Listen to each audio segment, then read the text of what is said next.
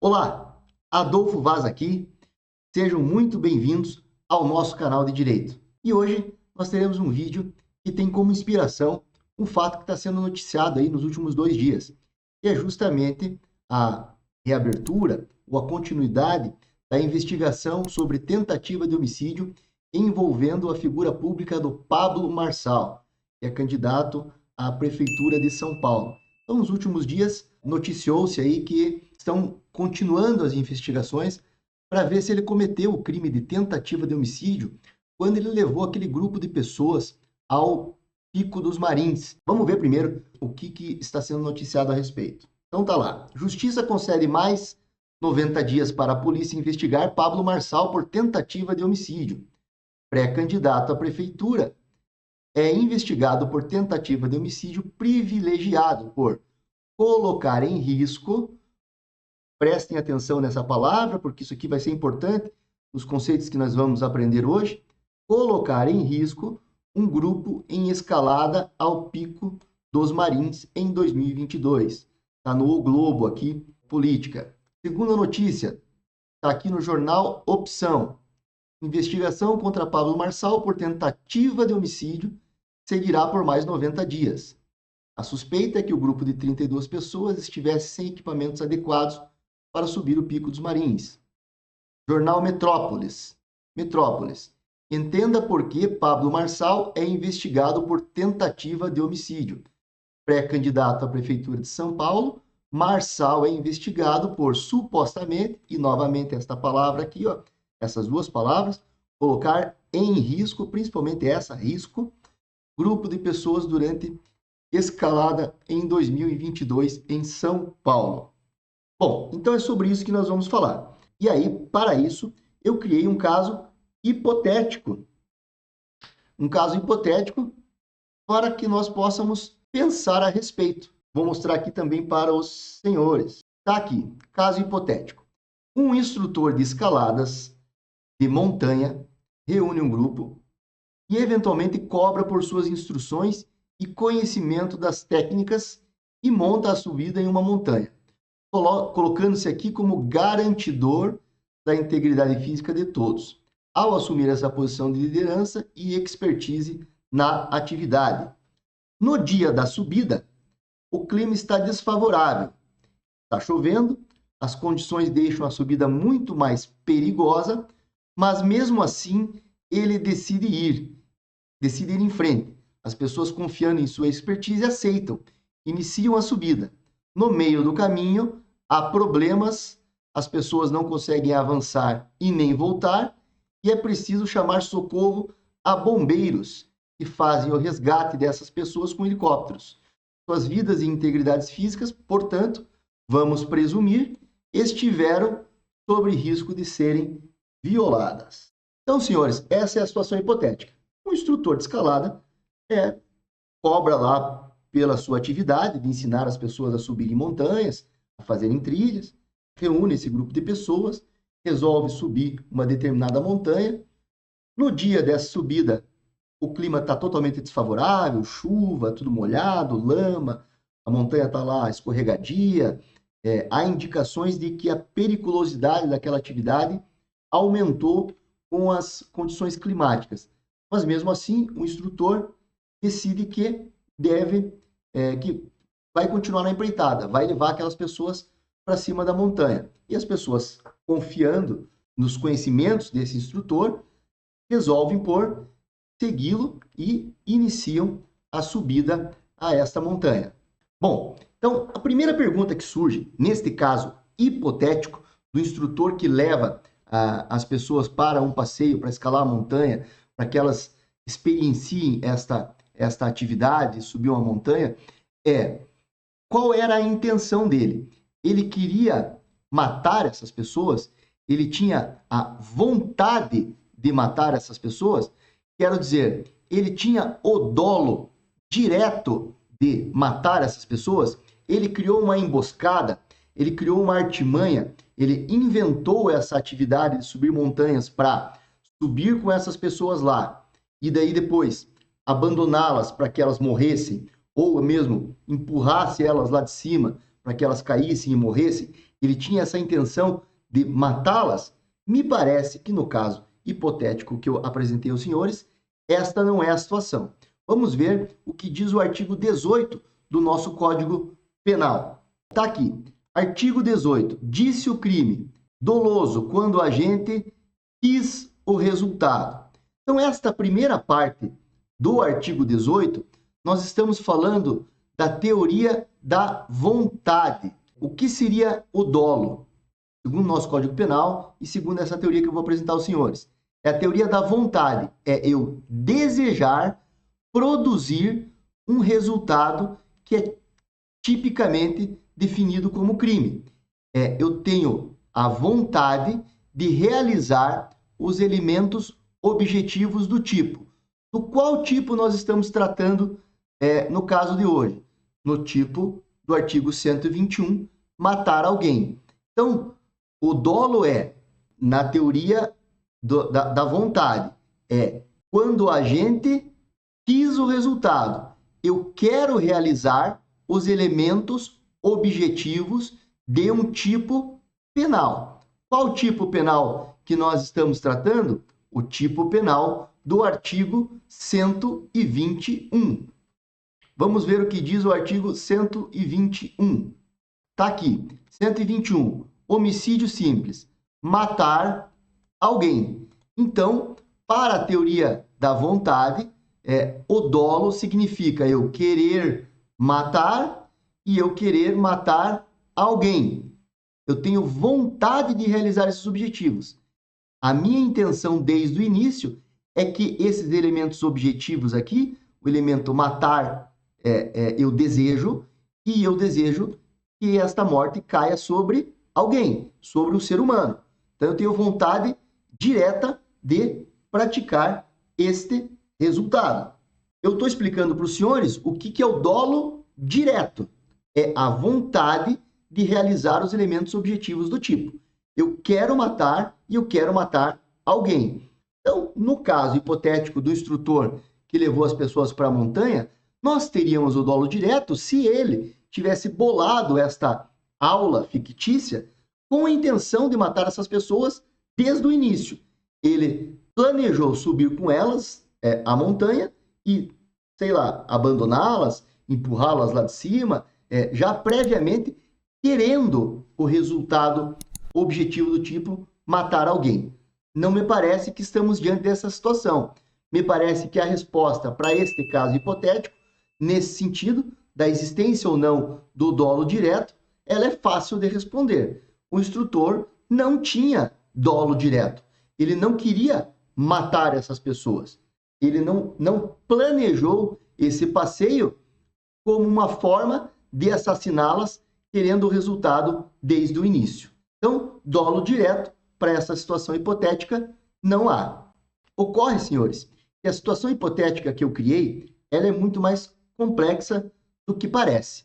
Então, como eu disse aos senhores anteriormente aqui, chegamos à conclusão de que o instrutor não desejava a morte dos seus alunos. Ele não queria matá-los. Acontece que o dolo que eu falei era o dolo direto. E o nosso Código Penal não traz apenas a figura do dolo direto.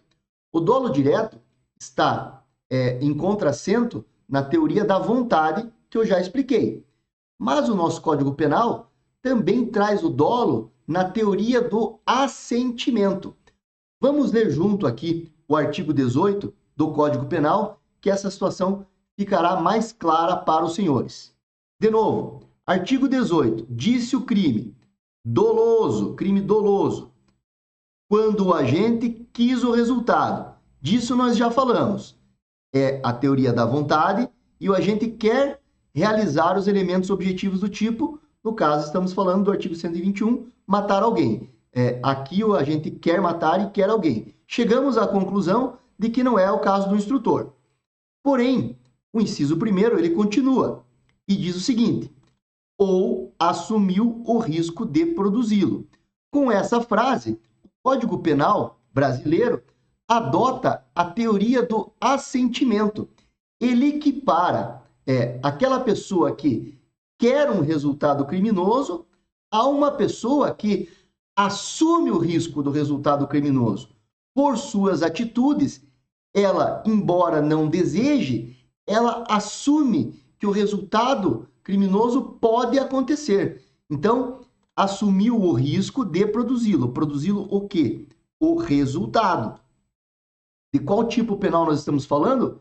Do tipo penal do artigo 21. Então, repetindo aqui, dolo direto.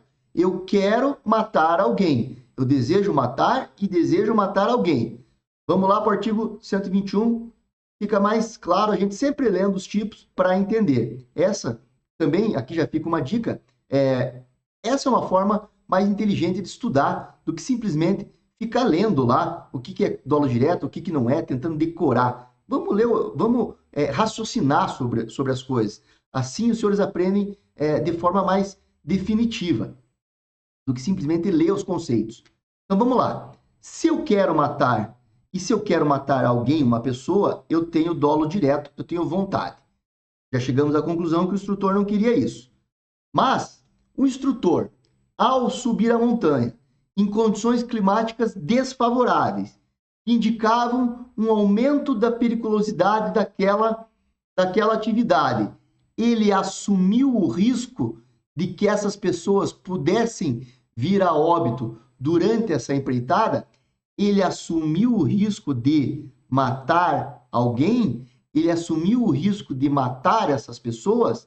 Se nós chegarmos à conclusão de que ele assumiu esse risco, ele vai responder pelo crime de matar alguém.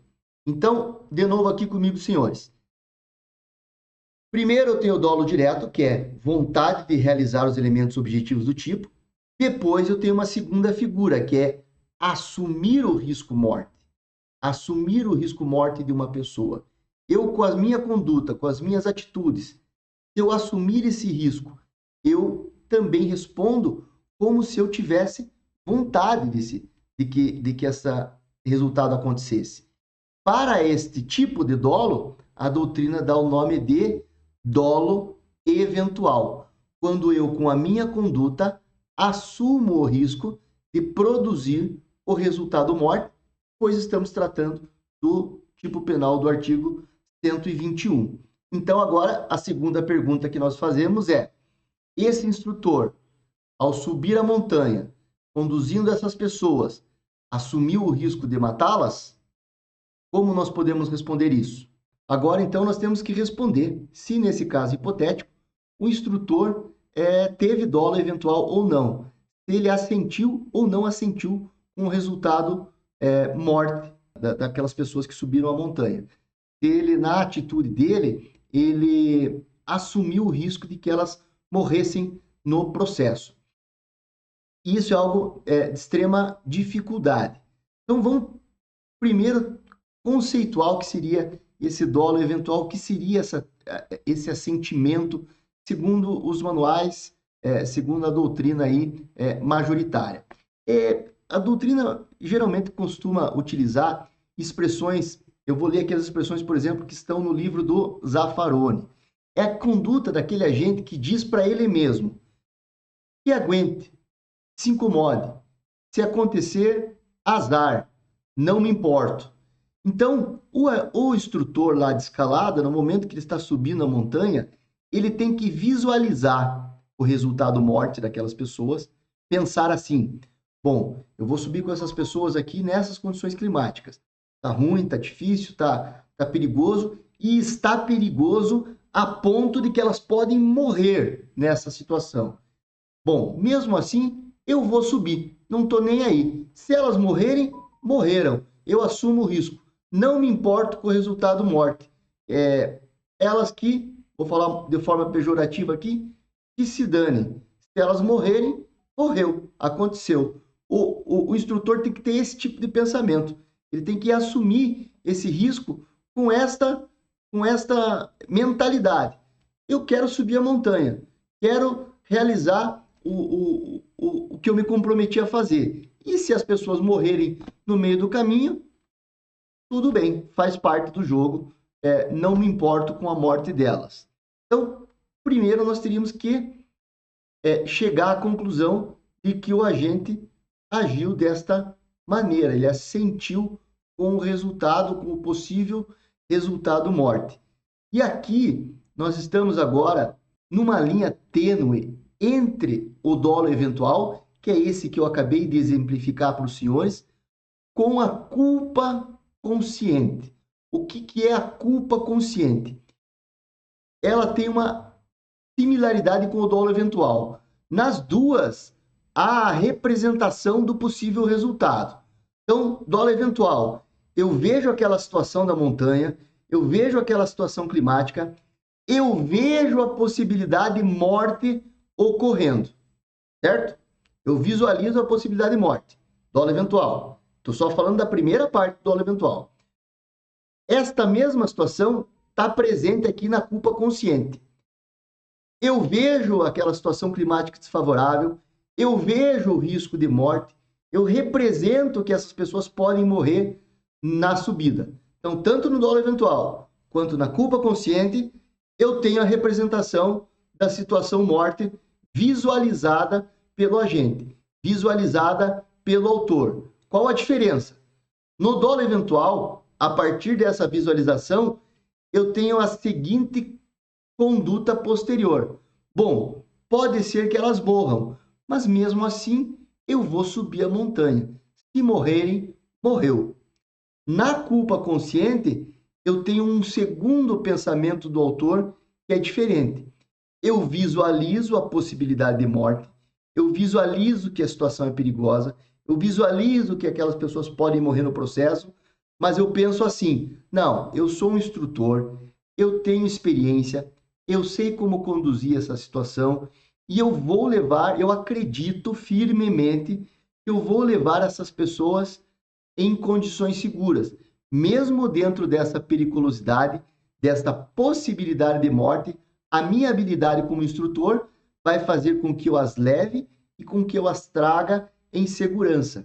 Então, se acaso ocorrer o evento morte nessa segunda opção, eu estarei diante de um crime imprudente, que assim chama o Zaffaroni e o Paulo César Busato, que na verdade é o crime culposo. Eu tenho uma culpa consciente. Eu sou culpado pela morte porque eu tive uma atitude imprudente de levá-las na montanha, mesmo naquelas condições climáticas desfavoráveis, e eu tenho uma culpa que ainda foi consciente porque eu visualizei a possibilidade de morte e mesmo assim eu agi. Só que eu agi sem assumir o risco do resultado morte. Eu acreditava que eu, como instrutor, tinha condições técnicas de levá-las e trazê-las em segurança. Infelizmente, por algum motivo, não foi possível e elas morreram. Eu estaria diante de uma culpa consciente. O primeiro instrutor aqui que fala assim, não, se elas morrerem, morreram, não estou nem aí, azar, elas escolheram subir porque queriam, então eu não me importo com o resultado morte, dolo eventual. Vejam que a diferença é muito tênue, é muito complicada. Diz o Zaffaroni que a diferença entre o dolo eventual e a culpa consciente é um terreno, palavras dele, movediço, muito mais adstrito ao processo penal. Por que ele fala isso ao processo penal? Porque vai ter que se investigar todas as provas do processo, todas as circunstâncias do delito, para tentar, com esses elementos externos, tentar se deduzir o que internamente estava na cabeça do agente. Esse agente agiu de forma a assumir o resultado morte, ou esse agente agiu achando que era capaz de evitar o resultado morte? Se ele agiu assumindo o resultado morte, estamos diante do dolo eventual. Se ele agiu achando que podia evitar o resultado morte, estamos diante da culpa consciente, um crime imprudente, mas porém de forma consciente, porque eu tive uma representação anterior da possibilidade de morte ocorrer. Então é muito difícil entender nesse caso o que se passava na cabeça do agente. Com os elementos que nós temos no texto hipotético que eu criei, vamos vê-lo aqui novamente. Um instrutor de escaladas de montanha reúne um grupo, eventualmente cobra por suas instruções, conhecimento das técnicas, monta a subida em uma montanha, colocando-se aqui como garantidor da integridade física de todos. Ao assumir essa posição de liderança e expertise na atividade. No dia da subida, o clima está desfavorável, está chovendo, as condições deixam a subida muito mais perigosa, mas mesmo assim, ele decide ir em frente. Aqui reside o nosso problema. Ele decide ir em frente, na cabeça dele, ele pensava, eu acho que sou capaz de levar e trazer essas pessoas em segurança, e por um acaso alguma delas morre nesse processo, estou diante de um crime culposo na modalidade de culpa consciente. Ou, na cabeça dele, ele decide ir em frente e que se danem as pessoas, se elas morrerem, morreram, não estou nem aí para o resultado, estarei diante do dolo eventual. Somente as condições do caso concreto é que vão poder guiar tanto o promotor, o juiz, o delegado, o advogado, as pessoas que atuarem no caso concreto, a chegar a esta conclusão. O que os senhores precisam entender é esta diferença. No dolo eventual, eu não me importo com o resultado provável. Eu sei que ele pode acontecer e assumo que ele aconteça e não estou nem aí para isso.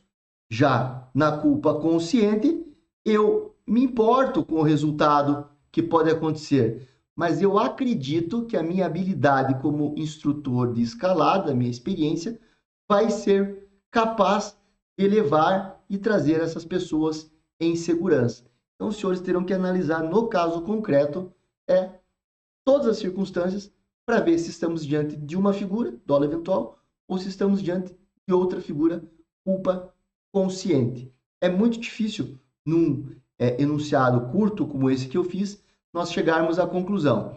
Vamos pegar exemplos que hoje nós temos na jurisprudência a respeito de situações similares.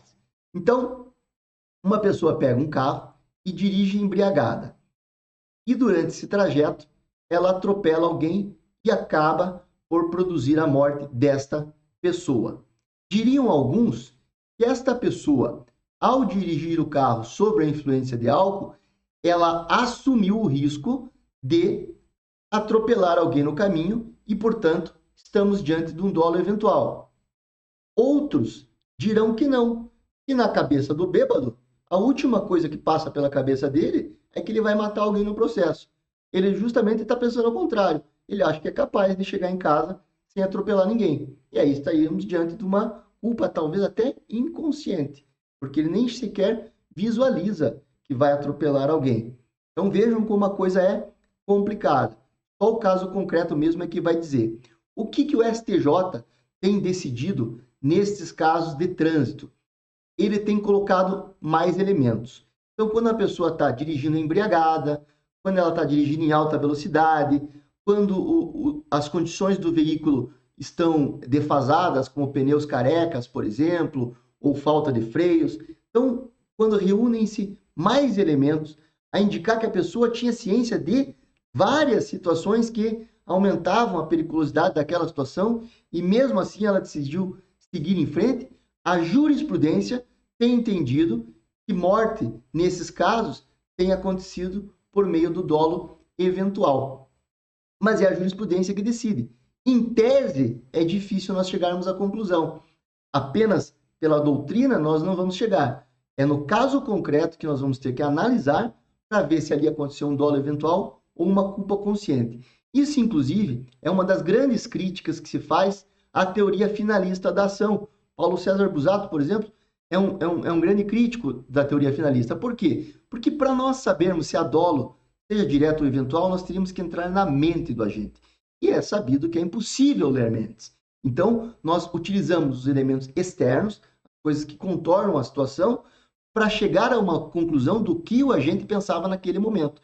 Se o agente pensava em assumir o risco e produzir o resultado morte, ou se o agente achava que poderia impedir aquele resultado.